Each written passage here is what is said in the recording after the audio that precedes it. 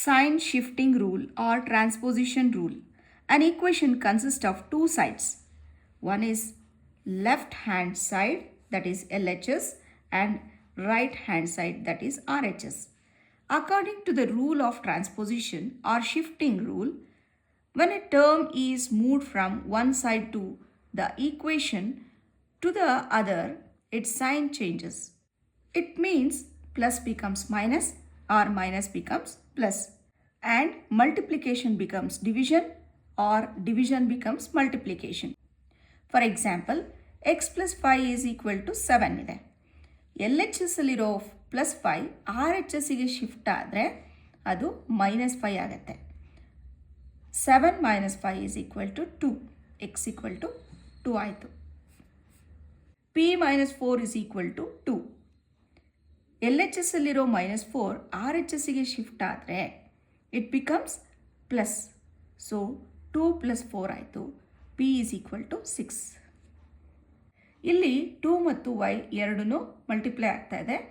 ಈಗ 2ನ RHSಗೆ ಶಿಫ್ಟ್ ಮಾಡಿದಾಗ ಅದು ಡಿವೈಡ್ ಆಗುತ್ತೆ.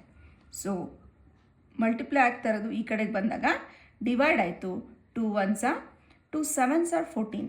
So y is equal to 7 ಆಯಿತು. t by 4 is equal to 3. ಇಲ್ಲಿ 4 LHS ಅಲ್ಲಿ ಡಿನಾಮಿನೇಟರಲ್ಲಿದೆ. When 4 is shifted to RHS, it will multiply with 3. ಅಂದರೆ 3 into 4 is equal to 12. Therefore, t is equal to 12 ಆಯಿತು.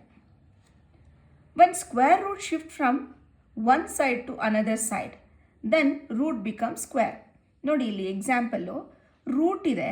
ರೂಟ್ನ ನಾವು RHSಗೆ shift ಮಾಡಿದಾಗ root ಇದ್ದಿದ್ದು ಏನಾಯಿತು, square ಆಯಿತು. a is equal to 2 square, a is equal to 4. Suppose LHS ಅಲ್ಲೇ square ಇತ್ತು, RHS ಅಲ್ಲಿ 25 ಇದೆ. ಸೊ ಆಗ ಸ್ಕ್ವೇರ್ನ ನಾವು ಈ ಕಡೆಗೆ ಶಿಫ್ಟ್ ಮಾಡಿದಾಗ x is equal to root ಆಗುತ್ತೆ. ಸ್ಕ್ವೇರ್ ಈ ಕಡೆಗೆ ಬಂದರೆ ರೂಟ್ ಆಗುತ್ತೆ. Root 25. x is equal to ರೂಟ್ 25 is a square number, that is 5. x is equal to 5.